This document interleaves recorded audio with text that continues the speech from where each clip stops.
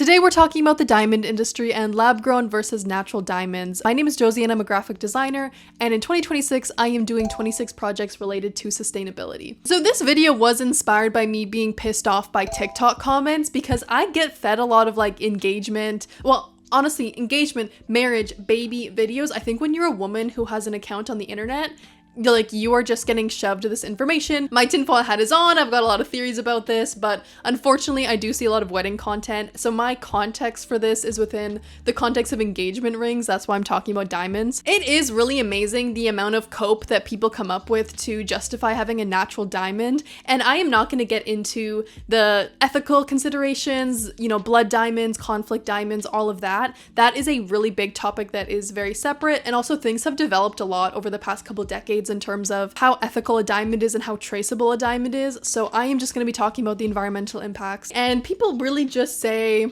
well, lab-grown diamonds are actually not sustainable, guys, and they're really bad for the environment, just as bad as a natural diamond. Which really perplexes me considering I know what a fucking mine looks like. But I did learn a lot that I wasn't quite expecting, so I wanted to make a 3D animation kind of depicting the growth of a lab-grown diamond. But first we're going to talk a bit about how diamonds are made and what the impact is. So a natural diamond, even using the word natural, is an interesting choice that we have made as a society. But natural diamonds are formed from the heat and the pressure in the Earth's mantle, which is 100 miles underground. And most diamonds were formed 1 to 3 billion years ago. So there are two ways to make a lab-grown diamond. The first is high heat and high pressure. So the way that this works is you have a diamond seed, which is a really thin sliver of an existing natural diamond, and then that is put into a machine along with other carbon, and then really high heat and pressure is applied to it to kind of simulate the conditions of naturally formed diamonds. So you're kind of speed running the creation of a diamond. The second way of doing this is called chemical vapor deposition. So you take a diamond seed for this as well, and you put it in a chamber with a carbon-rich gas, and it's heated up to about 800 degrees Celsius.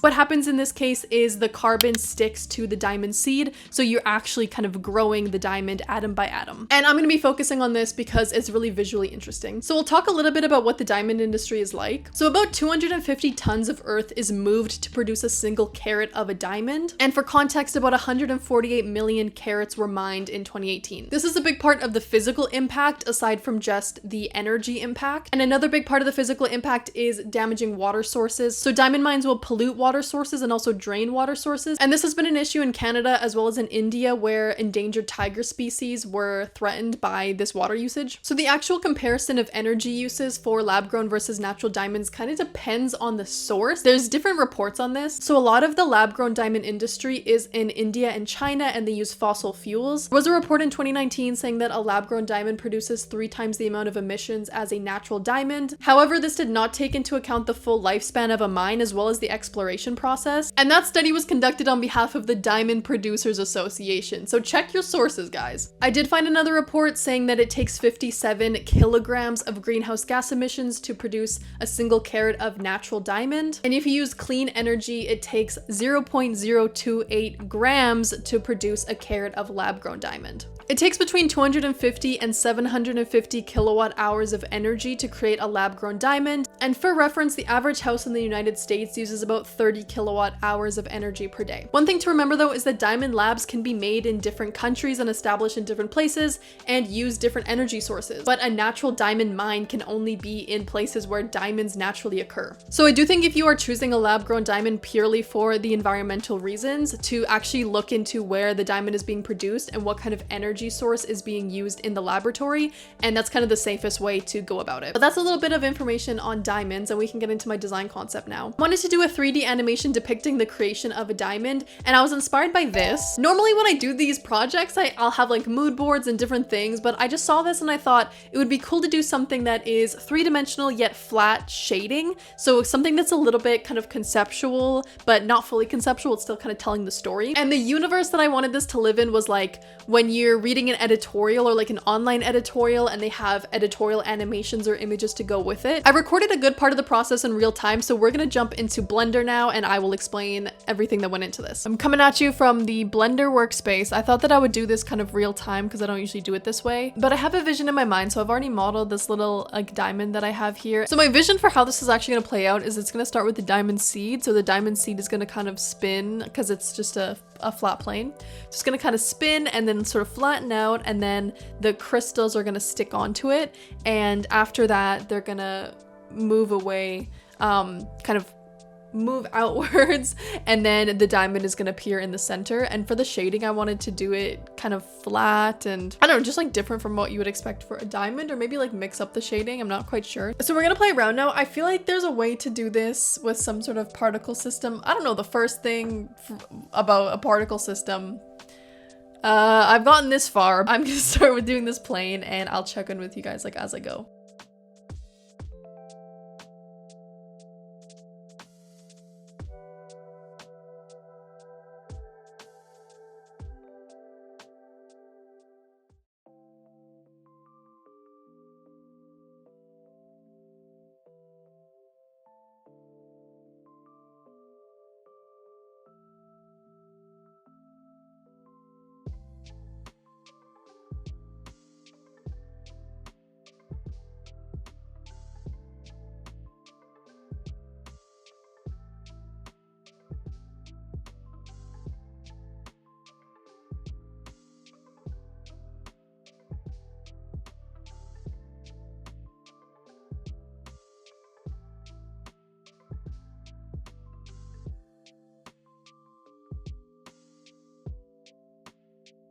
Okay, so I've got the spinning happening. So the kind of seed plane spins into position, and then now the issue is kind of reverse engineering the rest of the animation. So as you can see, I have the diamond shape here, and the kind of carbon crystals are going to need to be able to cover that diamond shape. And the way that I'm going to do this is I'm going to make all of these diamond crystals, and I want them to be a bit chunkier and a bit bigger. It's a bit of a metaphorical illustration of the diamond growth process, but yeah, so the diamond crystals are going to become, you know, this cube shape. They're going to encompass the object, and I'm going to reveal them through animating the render vision. And that's how I'm going to make that possible with these diamond carbon pieces. First thing I'm going to do is actually make them and then kind of build out the cube shape of how they're going to appear and then go into animate them. But I think what I'm going to do for this is just make different shapes with displacement modifiers, and that's how you make like pebbles or rocks in Blender oftentimes. This is just what I've seen in tutorials, so that's what I'm going to do for that.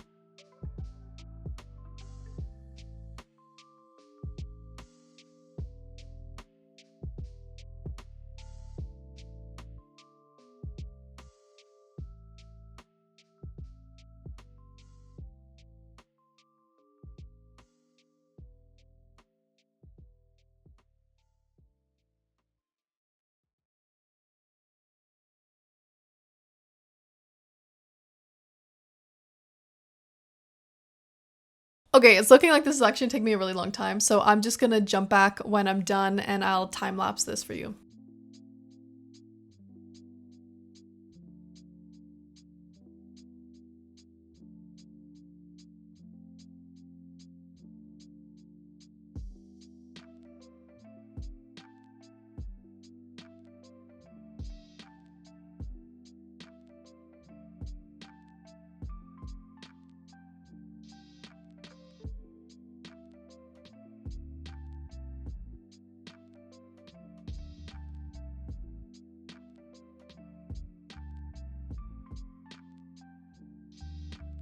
Okay, this took me a little bit. I've kind of got it sorted now. I also got my obligatory overpriced coffee. So now I've added my carbon crystallizations, and I have my sort of square shape going on here, which as you can see, I tried to cover the diamond, and this diamond will appear after all of the carbon things are added onto it.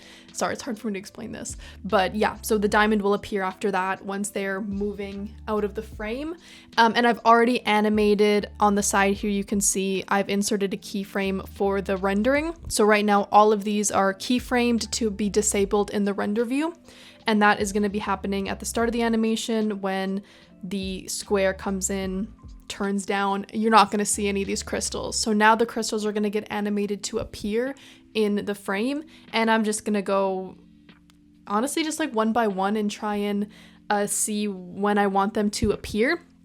And then I'm going to be doing just a quick test render in Eevee to see if this has worked and if it looks the way that I want it to look, basically. It kind of looks like teeth right now, which is kind of weird, and it's pretty chunky compared to actual diamond crystallization, but I kind of like that, and I think the shading will do a lot of heavy lifting once I get into the shading. For now, I'm just gonna go in and I'm gonna try and animate the appearance. And one thing that is really frustrating is in Blender, you can animate the render view, but you can't animate the visibility for yourself. So you don't know what it's actually gonna look like until you actually render it out. So I'm gonna go through and finish that up now and just decide on when they're gonna appear. And I think because it's a crystal forming sort of thing, I'm gonna be doing that. The first layer that it's just attaching to the diamond seed, and then the next layers are gonna come on either side. So you can see here there's the center strip and then the top and the bottom strips.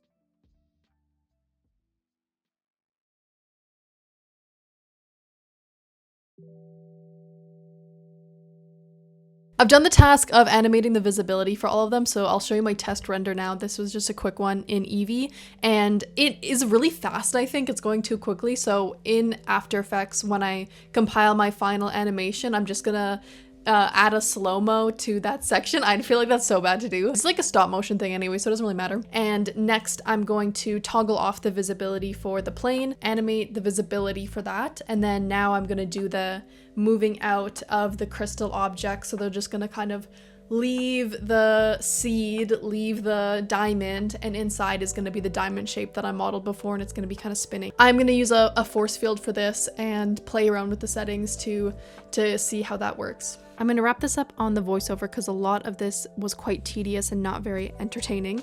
But what I did was I imported an empty and then I turned that into a force field, and all of the diamond crystals are rigid bodies that are moving out of that force field. So I just took off the gravity, I have them pretty light, and then I had quite a bit of dampening so they wouldn't go too quickly out of it, just testing that a lot. And then inside of it, animating to be visible, is the diamond, and that is spinning 360 degrees with a linear interpolation so that it doesn't slow down. And then I added a shader that was this kind of halftone shader. I'll link the tutorial that I followed down below because it was really good, but I just felt that this had a bit of the texture and grit that I wanted that reminded me more of crystals, basically. And I will show you guys the final animation now. I also added a little bit of an electronic sound effect because of how much energy is used to make diamonds. But I hope you enjoyed watching, and like and subscribe.